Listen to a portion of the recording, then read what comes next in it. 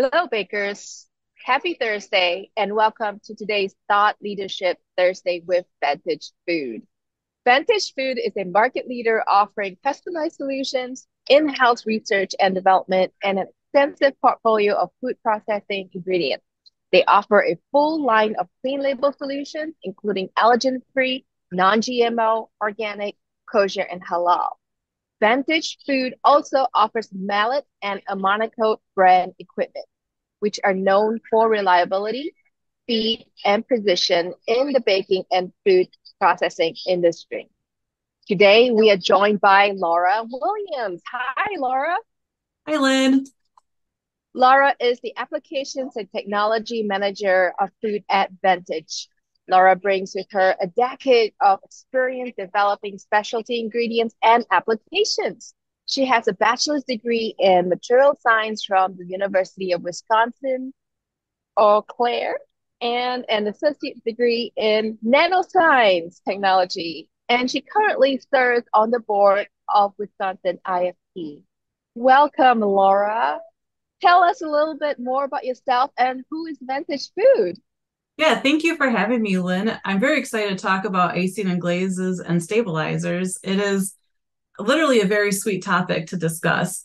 So, a little bit about me. I am the Applications and Technology Manager, as you said. So, my role involves innovation, product development, product optimization, and working with customers to educate them on how to use our products, how to troubleshoot, and provide solutions to challenges they may have. The Vantage Food primary business is oil and water-based release agents, equipment solutions to apply those release agents in bakery settings, emulsifiers, defoamers, shortenings, icing and glaze stabilizers. I know that Vantage Food is really well known for release agents, but tell me, why are icing and glaze stabilizers important? So, Lynn, I know you travel, so you can probably relate to the story where, maybe you're tired and just want a little sugar pick me up, or you have some cravings. So you stop at a convenience store or one of the little stores at the airport to pick up a snack. And so, maybe you'll reach for a package of glazed donuts. And as you're holding the package in your hands, anticipating the sweet goodness that's in the packaging, you look closer and realize that the donut icing is cracked, or maybe it looks sticky. So you might think twice, maybe put the donuts back on the shelf and grab the honey buns that are next to it. And you might realize, look at closer and see that the icing looks good, so you're happy and can take the item and purchase it. Or maybe that icing also looks cracked and just looks a little off. So at that point, you might put both of them back and decide to go with something else, which like maybe beef jerky or something, I don't know.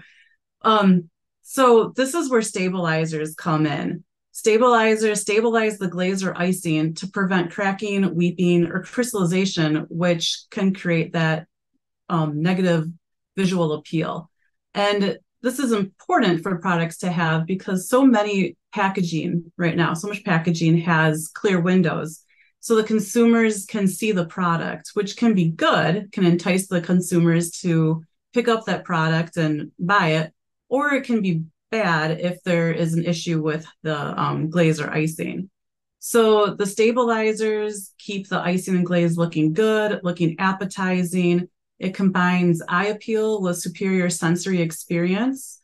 The stabilizer helps the icing and glaze to resist syneresis when packaged, even through freeze and thaw cycles.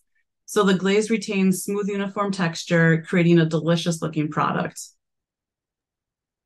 So you used a word syneresis there. So, Yeah. some people might not be familiar with that word. Can you explain a little bit more? Because I believe that is key to a good stabilizer.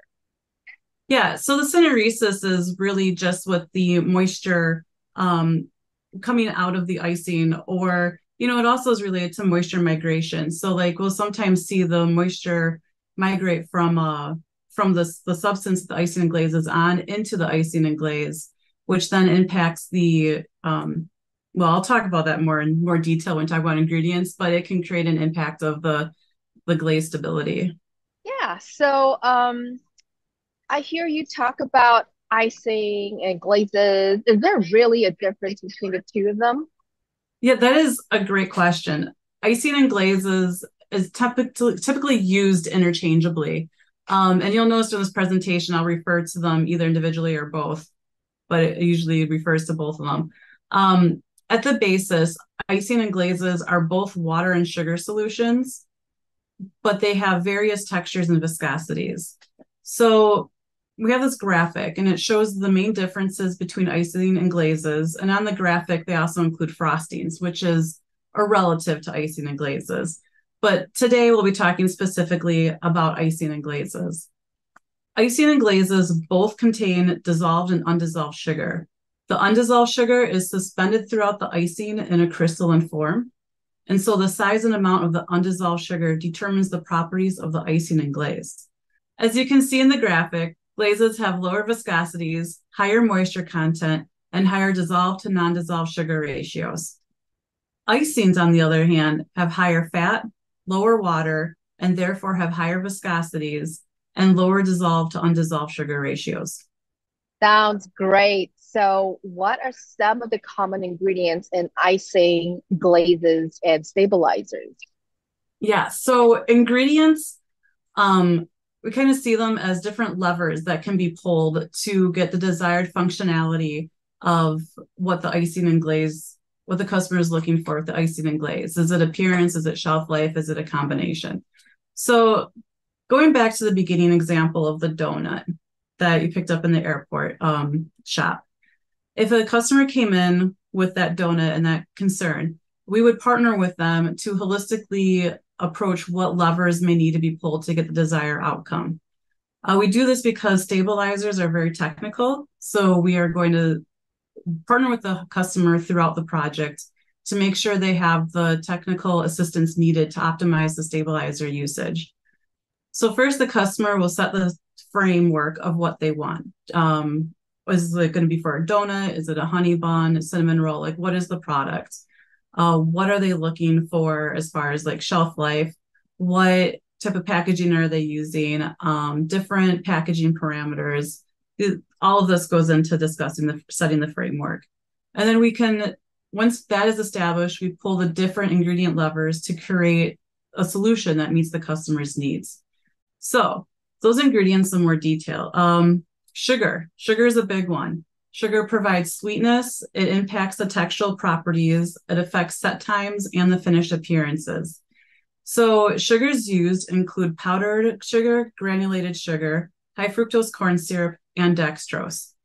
Each type of sugar has a different functionality in the icing and glaze, but it also brings different sets of pros and cons. For example, powdered sugar. It creates a shinier and smoother icing and glaze, but it's also more difficult to stabilize. Granulated sugar controls heat and set time, but can be grainy if not properly dissolved. Corn syrup, high fructose corn syrup, and dextrose provide humectancy, shine, and economics. It's an economical option. However, too much humectancy can draw on moisture, which causes the non-dissolved sugar to solubilize and create a syrup and glaze breakdown on the product. So we have a picture here of 3 different donuts. Each one, the glaze on the left has the least amount of sugar and the glaze on the right has the most amount of sugar. Each glaze was made using the same amount of water. So in each Wow. donut, and each donut looks delicious. Yeah, It shows the difference between what the sugar content can do and what the undissolved sugar can change the appearance of the glaze. So the higher the that's true. sugar, yes, the higher the sugar, the lighter the color due to the sugar reflecting and randomly scattering light. All of them look delicious, but once we understand where the customer needs and where they want to be, we can design a stabilizer that fits within them. That's great because, using stabilizers are challenging. So, bakers are going to have all these questions, right? You have to use them correctly. Yes. And if the bakers viewing this segment have any questions, how can they find out more about your solutions and what you have to offer? Yeah, well, they can absolutely reach out. They can through the Vantage website, where Vantage is also a sponsor of BAKERpedia. So our information, I believe, is on the BAKERpedia website. Yep, And you can check out our LinkedIn, and you can also send an email to info.food@vantagegrp.com. that's great. So, Laura, thank you so much for joining us for today's Thought Leadership Thursday. That's such awesome information that you just shared.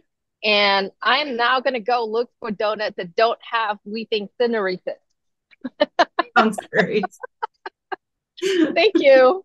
Thank you. Bye bye.